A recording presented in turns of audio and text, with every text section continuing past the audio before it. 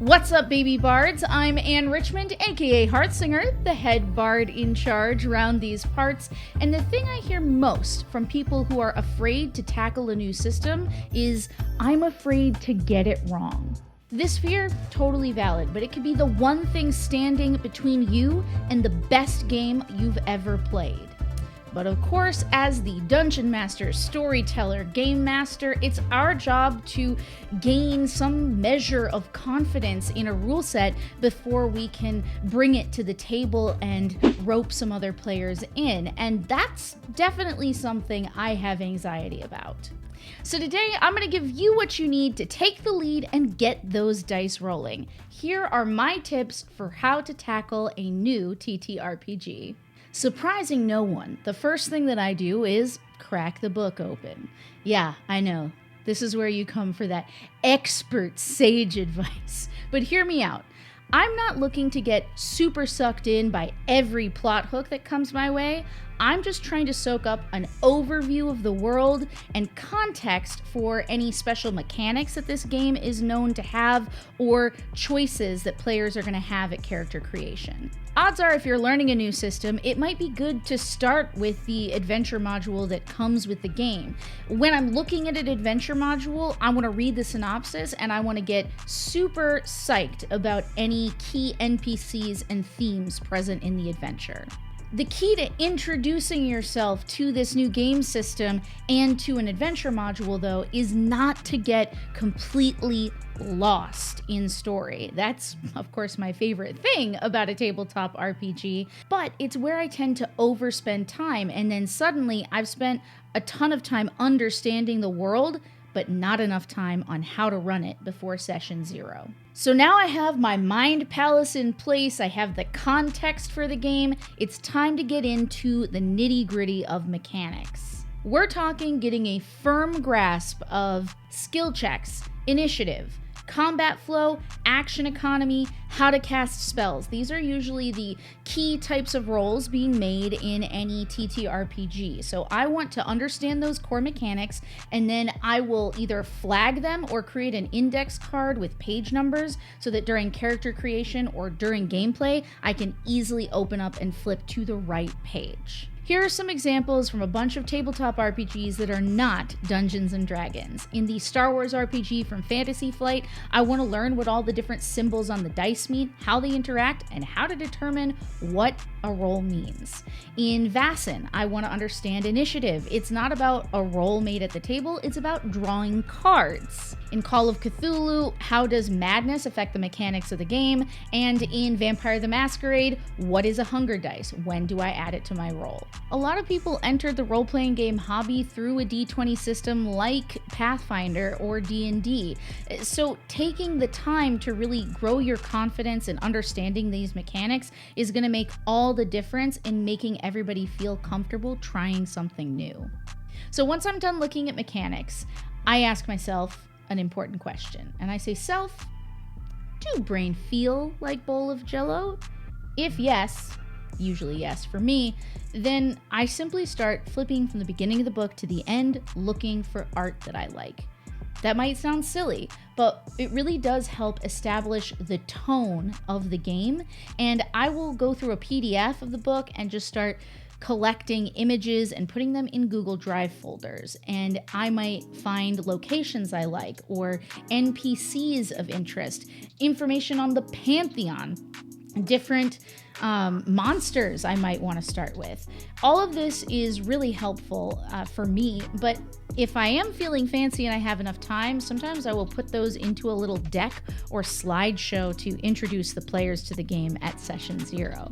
So before I can lead a table through making characters, I usually like to try to make one myself, especially if I haven't had a chance to be a player character in a game before leading it as the storyteller or dungeon master. And as I build this character, I go ahead and make notes of page numbers on where to find spells, feats, equipment, stats, everything I need to confidently lead my players through character creation and not get stressed out flipping through books or control Fing in PDFs trying to find what I need to tell them. It's honestly also a great time to review the mechanics that you learned about earlier through the lens of a particular archetype or class. And once I've done all of that, it's time to create my own GM screen. And obviously there are games that have their own GM screen and have notes on status effects or how to determine the cost of something, what a skill check means and DCs and all that stuff. But I usually create my own dashboard for each game that has references to special abilities that the characters might have. Like in D&D, I might want to keep the Wild Magic Surge table, or in Starfinder, I might want to keep what all of the crew positions do during starship combat, or how the force rolls work in the Star Wars RPG. I'm not looking to rewrite the entire book on a GM screen, because then if you're focusing on everything, you're really focusing on nothing, but I do want to pull out core things that I know are going to come out due to the choices that have been made by players at the table during Session 0 character creation. Now, my dear baby bard, baby girl, or person, this might be a hot take. Let me know in the comments if you disagree, but I don't think it's a big deal if you, as a dungeon master storyteller learning a new system, ask the players to only stick to the options available in the core rulebook the first time around. While it seems like you might be limiting their options, I think about the fact that, when I'm onboarding a player to a game, I might ask them, what type of character do you want to play, and then limit the options I present to them so that they are only dealing with things that are relevant. It's kind of asking a lot of your dungeon master to be like, okay, cool, you want to play this game? Well, now you need to buy every single Starfinder book imaginable and every single class option and spell option and have a thorough understanding of it so that I can play whatever I want. I really don't think if you're playing with friends that they would hold you to that. I think that's a standard that a lot of dungeon masters hold themselves to because they want to offer the world to their players. But it's okay to slow your roll and start small. If you can get a table to agree to those terms, it makes it so much easier for me as the storyteller to go and review all of the ancestry and archetype options and class options and mechanics that are specific to each class so that I can help provide a better experience in our first game together. If you want to narrow that field of vision even more, there are plenty of games that come with practice scenarios and pre-made characters. Run a session or two of that, or just a couple encounters. You will have a ton of support on the story side, so you'll know that you're getting the world right and that you can be really familiar with the relevant mechanics. And then you'll also give players a chance to sort of test drive and see how different roles work. Maybe a class they thought they were gonna love turns out to be absolutely something they hate moving forward. As an example, the Star Wars RPG, which I apparently can't shut up about, and there's a very good reason for that because it is awesome, has really great structured adventures that you can get with pre-made characters that are made for them. So not only do you have a good adventure with solid footing, but you have characters that are made to tackle the particular challenges of that adventure. So everyone gets to feel relevant. It creates an awesome kind of first experience. And I'll also say that the Starfinder Society kind of scenarios with pre-made characters